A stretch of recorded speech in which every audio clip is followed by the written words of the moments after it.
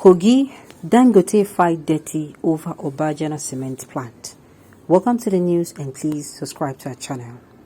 To get notified when we post hot juicy news updates, please click on the notification bell. We'll take legal action. Firm vows.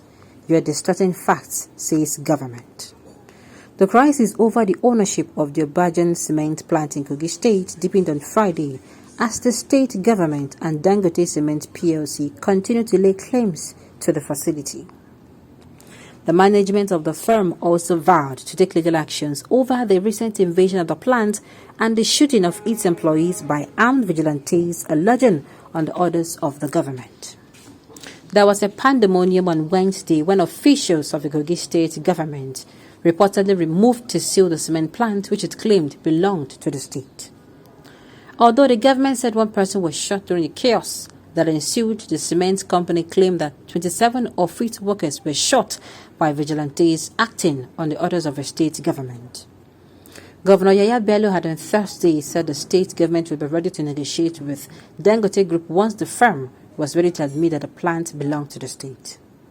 Speaking when he presented documents from the reports of a specialized technical committee on the evaluation of the legality of the alleged acquisition of Obajana Cement Company PLC by Dangote Cement Company Limited to back the state's claim to the ownership of a plant, Yahaha said the decision to seal the plant follows several petitions by members of a local community over marginalization by the company.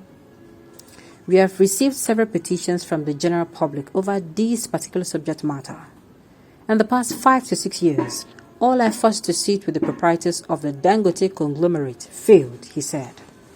But Dangote Cement PLC, in a statement titled Illegal Shutdown of Dangote Cement Obajana Plant and signed by its group managing director, Michael Pokoros, said the armed invaders acted on a resolution of the State House of Assembly on controversial tax claims, which it added that the governor had contradicted when he said that the shutdown was due to an alleged invalid acquisition of a company by Dangote Industries Limited.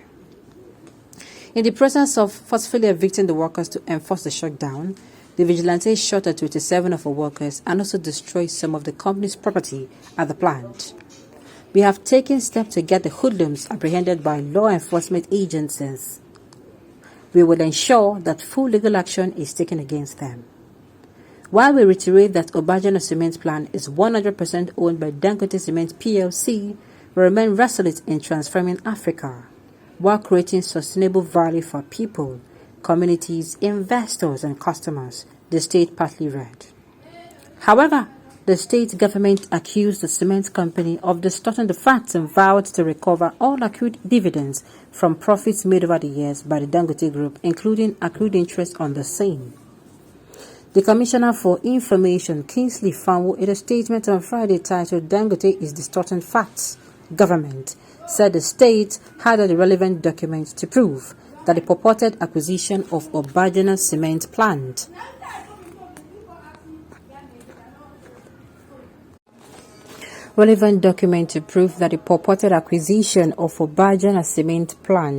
by Dangote was null and void. We want to assure the good people of Kogi State that with God on our side, what belongs to the state shall be recovered, including all dividends and interest and profit from inception to date. The Dangote Group is just distorting facts to save its face, Fanwo added. Meanwhile, the National Association of Chambers of Commerce, Industries, Mines and Agriculture has condemned the closure of a cement factory, adding that the action does not necessarily help the controversial issue of compliance and tax remittable to state government. Rather, a continuous operation of a plant will more likely facilitate a faster resolution of the dispute. Its Director General, Olusola Obadimu, added.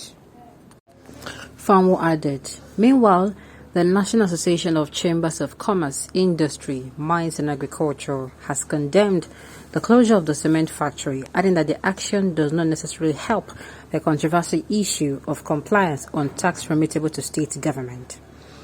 Rather, a continuous operation of the plant would more likely facilitate a faster resolution of the dispute. Its Director General Olusola Obadimu added. Similarly, the Lagos Chamber of Commerce and Industry warned that wrong handling of the ownership tussle or unprofessional approaches to resolution could send negative signals to potential foreign investors. While condemning what it described as an attack on the Dangote cement located in Obajana and coordinating with the families of those injured, it said the situation was a reflection of the poor handling of investment protection issues in the country.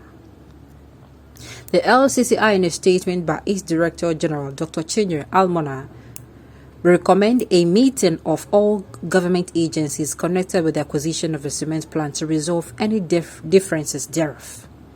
This process can be taken without necessarily shutting down the factory and endangering jobs, products, and government revenues.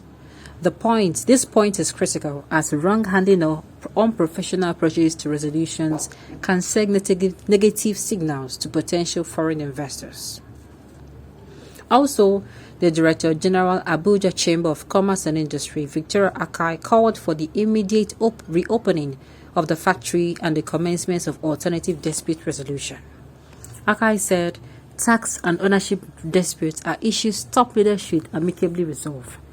They therefore call for the immediate reopening of the factory and the commencement of alternative dispute resolution. The closure of the factory will further increase unemployment. It is in the best interest of Kogi State to reopen the factory so as not to scare away local and foreign investors. True. The shutting down of that thing will cause more harm than good, that particular cement factory. So they should make sure they look for professional means of resolving the problem. If they close it down, they will still be on the, as in they will still lose. The money they're supposed to make and get more revenue, they're not going to make them. Then they'll create more unemployment. Families will be frustrated. There are people who are breadwinners and are working in that particular plant. There are people who are working there, as in they are so they call breadwinner of the family. They work for there. So you removing that from them, it's not going to be funny.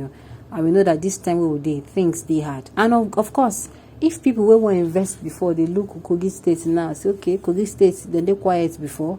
The crisis has, eased up. Make a whether go invest. With this thing where they go on now, I'm sure those people have to have a rethink of that. So, either ways, it's not good for them. All we are saying is, they're not saying you should allow, what's it called, Dangote to come and take over everything. If you feel, say, in a state, if states now really get this factory, make sure you resolve it, but resolve it in a very civilized manner. That's what they're saying. And that's what I'm also saying.